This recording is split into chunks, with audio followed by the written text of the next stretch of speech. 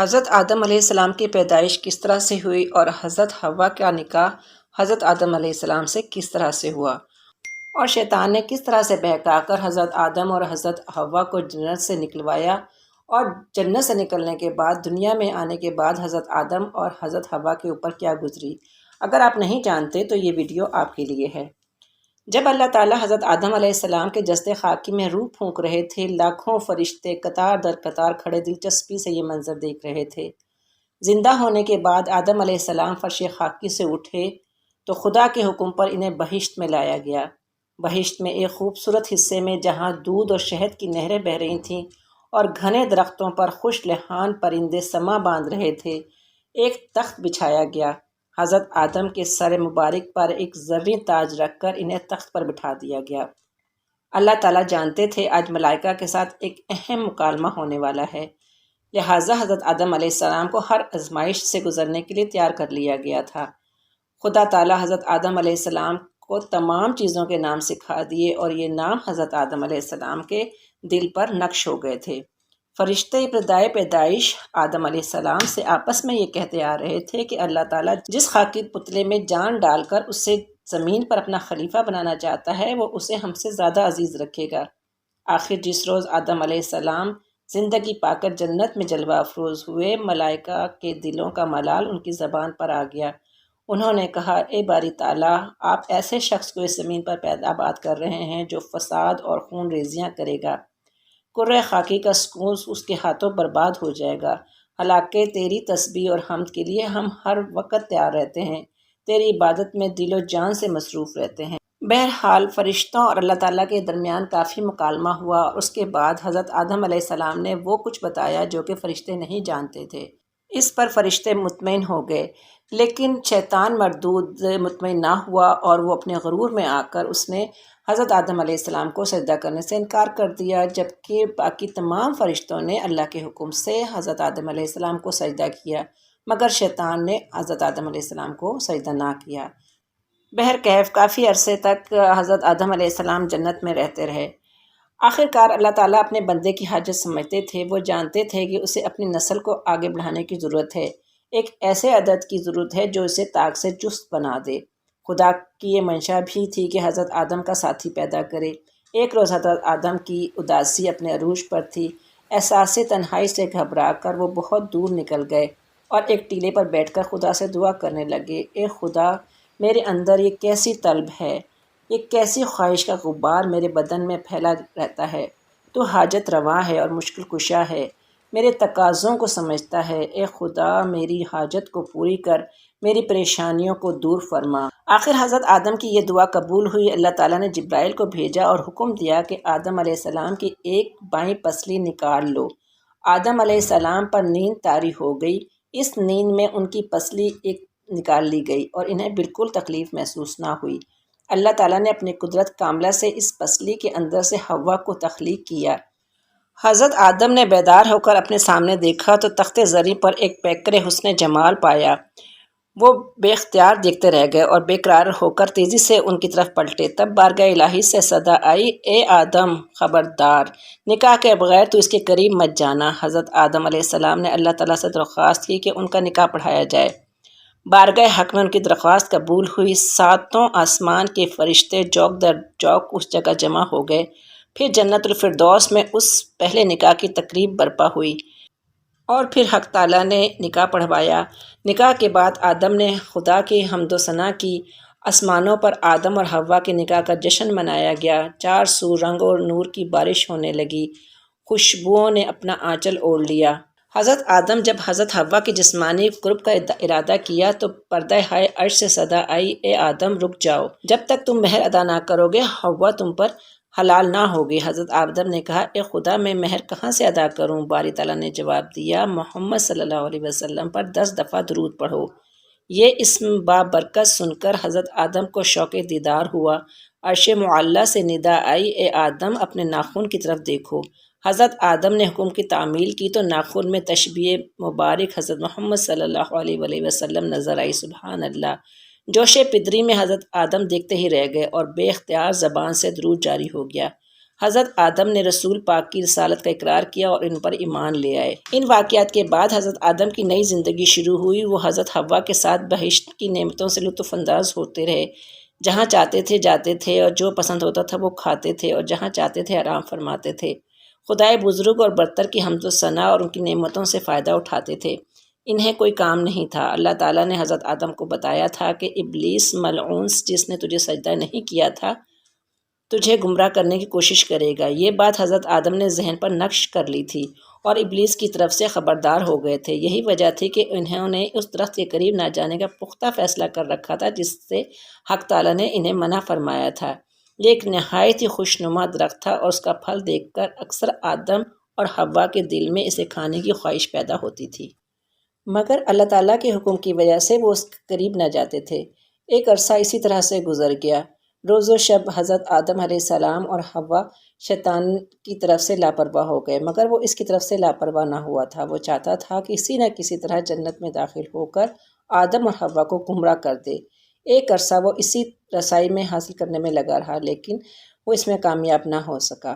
آخر کار ایک دفعہ اسے جنت تک رسائی حاصل ہو گئی، مگر جنت کے تمام دروازے بند دیکھ کر اس کی امیدوں پر اوس پڑ گئی۔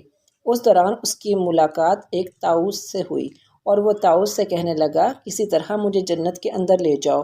طاؤس نے انکار کیا، مگر ایک سانپ شیطان کے بہکاوے میں آ گیا اور شیطان کو اپنے منہ میں بٹھا کر بہشت میں لے گیا۔ جنت میں داخل ہونے کے بعد شیطان نے حضرت آدم علیہ السلام کو بہکانا شروع کیا اور حضرت آدم بھی شیطان کے اس بہکاوے میں آ گئے اور انہوں نے شجر ممنوعہ کے پھل حضرت حوا کے ساتھ مل کر کھا لیے۔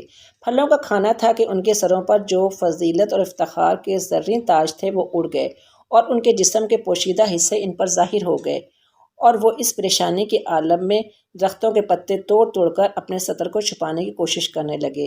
برہنگی کے احساس نے انہیں شرم سے پانی پانی کر دیا۔ وہ درختوں میں بھاگ رہے تھے اور ایک دوسرے سے چھپنے کی کوشش کر رہے تھے۔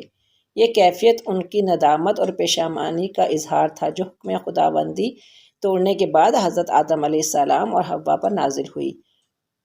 وہی بہشت تھی، وہی سبززار اور وہی حسین نشیب و فراز تھے، مگر آدم اور حوا کے لیے سب کچھ بدل چکا تھا۔ وہ کسی سے آنکھ ملانے کے قابل نہ رہے۔ عرش معلیٰ سے کئی بار خدا تعالیٰ نے حضرت آدم کو پکارا، مگر شرمندگی کے سبب حضرت آدم نے جواب نہ دیا۔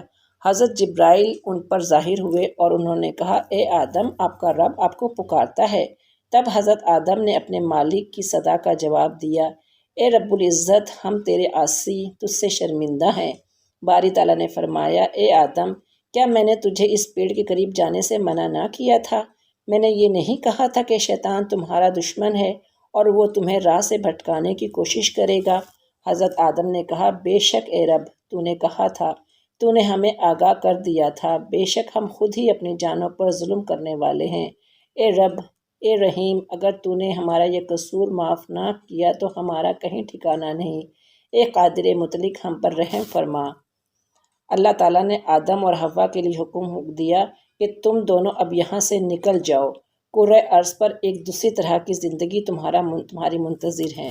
تمہارے واسطے زمین میں ٹھکانہ ہے اور وہیں رہ کر ایک مخصوص عرصے تک تمہیں نفع حاصل کرنا ہے اور تمہیں اب اسی کرۂ ارض پر زندہ رہنا ہے۔ آدم اور حوا کے چہرے پر یاسیت نے ڈیرے ڈال لیے۔ وہ جنت کے حسین نظاروں کو بصد حسرت دیکھنے لگے۔ یہاں ان کی زندگی، انہیں باغات اور سبززاروں میں انہوں نے اپنی حیات کا حسین ترین عرصہ بسر کیا تھا۔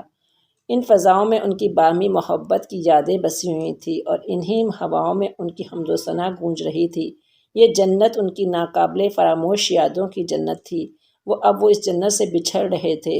حکم ربی کے مطابق جبرائیل نے حضرت آدم اور حوا کو افلاک سے زمین پر پہنچا دیا۔ ان دونوں کے علاوہ طاؤس، سانپ اور شیطان کو بھی زمین پر پھینک دیا گیا۔ بہشت سے جدائی اور اپنے مالک و خالق کی ناراضگی کا غم آدم اور حوا کی آنکھوں سے آنسو بن کر بہہ رہا تھا۔ وہ گریہ زاری کر رہے تھے اور آسمان کی طرف منہ اٹھا اٹھا کر خدا سے معافی اور رحم کے خواستگار تھے۔ اور اللہ تعالیٰ کو یہی منظور تھا کہ آدم اور حوا زمین پر پہنچیں، وہاں بسیرا کریں اور ان سے ایک نئی دنیا کی تخلیق ہو۔ حاصل کلام یہ کہ آدم اور حوا ایک دوسرے سے دور، سنسان اور بے آبا زمین پر بے آسرا گھوم رہے تھے۔ پہلے زخم ہی کچھ کم نہ تھے، اب انہیں ایک دوسرے کی جدائی بھی برداشت کرنی پڑ رہی تھی۔ ایک زمانہ گزر گیا، حضرت آدم روز و شب کریا کرتے رہے اور یہی دعا مانگتے رہے، اے رب تو نے مجھے اپنی قربت سے محروم کر دیا، مجھے فرشتوں کی تسبیح اور تحلیل سے تہی کر دیا، مجھے بخش دے۔ آخر خدا کو اپنے بندے کی حالت پر رحم آیا اور حضرت آدم کو یہ طریقہ سکھایا۔ حضرت آدم نے اس طریقے سے توبہ کی اور اسے اپنے بارگاہ الہی میں قبولیت حاصل ہوئی۔ اس کے بعد حضرت جبرائیل زمین پر آئے اور حضرت آدم کو ان کی توبہ قبول ہونے کی خوشخبری سنائی۔ پھر حضرت آدم کو خدا کا حکم پہنچاتے ہوئے کہا کہ وہ مکہ پہنچ کر اس گھر کا طواف کریں، اسی طرح جیسے ملائکہ عرش پر طواف کرتے ہیں۔ اس طواف سے ان کے دل کو سکون اور راحت ملی۔ تنہائی اور حیرت کا سفر تھا، وہ حیران ہوتے جاتے تھے اور چلتے جاتے تھے۔ بعض روایت کے مطابق ان کا قد بہت لمبا تھا اور جس جس جگہ پر ان کے پاؤں پڑتے تھے وہاں زندگی کے آثار نمودار ہوئے، زمین زرخیز ہوئی اور سبزہ پیدا ہو گیا۔ حضرت آدم اپنے وجود کی کرامات سے بے خبر مکہ کی طرف روانہ رہے۔ ان کی خواہش تھی کہ جلد از جلد حکم ربی کی تعمیل ہو اور اس گھر کا طواف کریں۔ آخر وہ اپنی منزل پر پہنچے، بیت المعمور ان کے سامنے تھا۔ انہوں نے خدا کی محبت اور اطاعت میں ڈوب کر مناسک حج ادا کیا۔ خدائی فرمان کے مطابق ان کی بے سکونی کو کسی قدر قرار آیا اور حج کے بعد وہ مکہ کی اطراف میں سیر کو نکل گئے۔ یہ ایک چمکیلی صبح تھی، مکے کے ویران پہاڑوں پر ایک سنسان دھوپ چھائی ہوئی تھی، چار سو ایک سکوت کامل طاری تھا۔ جب سے دنیا قائم ہوئی تھی اس سکوت کو کسی آہٹ سے مجروح نہیں کیا گیا تھا۔ ان پہاڑوں پر کبھی کسی ذی روح نے قدم نہیں پڑا تھا، لیکن آج یہ ویرانہ انسانی آوازوں سے آباد ہونے والا تھا۔ یہاں کے نشیب و افراز انسانی چاپ سے بہرہ ور ہونے والے تھے۔ کوئی کسی سے ملنے والا تھا، بنجر زمین پر ملاب کا پہلا پھول اگنے والا تھا۔ وہ سوچ رہے تھے کہ میرا معبود مجھ سے راضی ہو گیا، لیکن میری دنیا مجھے واپس نہ ملی۔ ہوا نہ جانے کہاں اور کس حال میں ہے۔ وہ خدا سے کوئی سوال نہ کرنا چاہتے تھے کہ کہیں خدا تعالیٰ دوبارہ سے ناراض نہ ہو جائے۔ وہ نہیں جانتے تھے کہ ان کی آزمائشی گھڑیاں ختم ہونے والی ہیں۔ حضرت حوا بھی حضرت آدم کی جدائی میں پریشان تھیں۔ خدا کی ناراضگی کا احساس اور اپنے جیون ساتھی کی یاد انہیں ہر وقت رلاتی رہتی تھی۔ آدم اس سے پہلے بھی حضرت حوا کی تخلیق سے قبل تنہائی اور اداسی کا عذاب سے دوچار ہو چکے تھے، مگر حضرت حوا کے لیے یہ پہلا موقع تھا۔ حضرت حوا اسی طرح سے اپنا غم کو بھلانے کے لیے جدہ سے مکہ کی طرف روانہ ہوئیں اور راستے میں انہوں نے حضرت آدم علیہ السلام کو ایک پتھر پر بیٹھا ہوا دیکھا۔ ان کے وہم و گمان میں بھی نہ تھا کہ وہ حضرت آدم کو اس طرح سے دیکھیں گی۔ دونوں کی آنکھوں میں اجنبیت تھی، وہ ایک دوسرے کو صحیح طرح پہچان نہیں پا رہے تھے۔ اتنے سال گزرنے کے بعد جسمانی تغیرات اور بعد زمانہ کے سبب وہ بہت پہلی نظر میں ایک دوسرے کو پہچان نہ سکے۔ پھر حضرت جبرائیل نے آسمان سے اتر کر ان دونوں کا تعارف کروایا، اے آدم یہ تمہاری منکوحہ حوا ہیں، اور اے حوا یہ آدم ہیں جن کے ساتھ خدا نے تمہارا جوڑا بنایا تھا۔ آدم اور حوا کی آنکھوں میں آنسو بہہ نکلے، برسوں کی تمنا ایک لمحے میں سمٹ آئی، اور آدم نے اپنے بے قرار ہو کر حوا کو اپنے بہت قریب کر لیا۔ دونوں بڑی دردمندی سے رونے لگے۔ اس وقت دونوں کو حکم ہوا کہ سرندیب چلے جائیں تاکہ وہاں پر تمہاری اولاد پھلے پھولے اور یہ کرۂ ارض آباد ہو جائے۔ حکم ربی کے مطابق آدم اور حوا سرندیب پہنچ گئے۔ ایک روز جبرائیل ان کے پاس 7 ٹکڑے لوہے کے لے آئے تاکہ انہیں آہن گری سکھائیں۔ آگ کی ضرورت پڑی تو جہنم سے آگ لائی گئی، لیکن وہ اس قدر گرم تھی کہ استعمال نہ کی جا سکی۔ آخر پتھر رگڑ کر اس سے آگ پیدا کی گئی۔ جبرائیل نے آدم کو آہن گری سکھائی اور آلات زراعت بنا کر دیے۔ بہشت سے نکلتے وقت حضرت آدم کے پاس چند پودے اور کچھ گندم تھی۔ زراعت کے اسباب مہیا ہو گئے۔ ایک روز آدم اور حوا زمین کے سینے سے رزق حاصل کرنے کے لیے نکل کھڑے ہوئے۔ ایک زمین کے ٹکڑے پر ہل چلا کر بیج بویا، آدم نے گندم اور حوا نے جو بوئے۔ پھر وہ شب و روز اسی کھیتی کی دیکھ بھال میں لگ گئے۔ ان کی زندگی ایک خاص ڈگر پر چل نکلی۔ ایک روز جب وہ دونوں اپنے کھیت کی منڈیر پر بیٹھے آسمان پر بادلوں کا راستہ دیکھ رہے تھے، اچانک حضرت آدم کی نگاہ ایک بھیڑ پر پڑی۔ وہ بھیڑ کے پیچھے بھاگے اور بالآخر اسے پکڑ لیا۔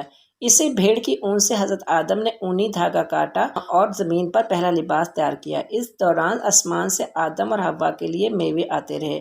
ابھی ان کی کھیتی تیار نہیں ہوئی تھی، لہٰذا ضروری تھا کہ جسم و جان کا رشتہ برقرار رکھنے کے لیے ان کو غذائی ضروریات پوری کی جاتی۔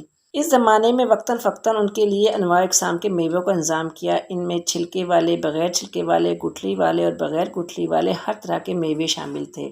آج کا قصہ یہیں تک، انشاءاللہ باقی قصہ اگلی قسط میں سناؤں گی۔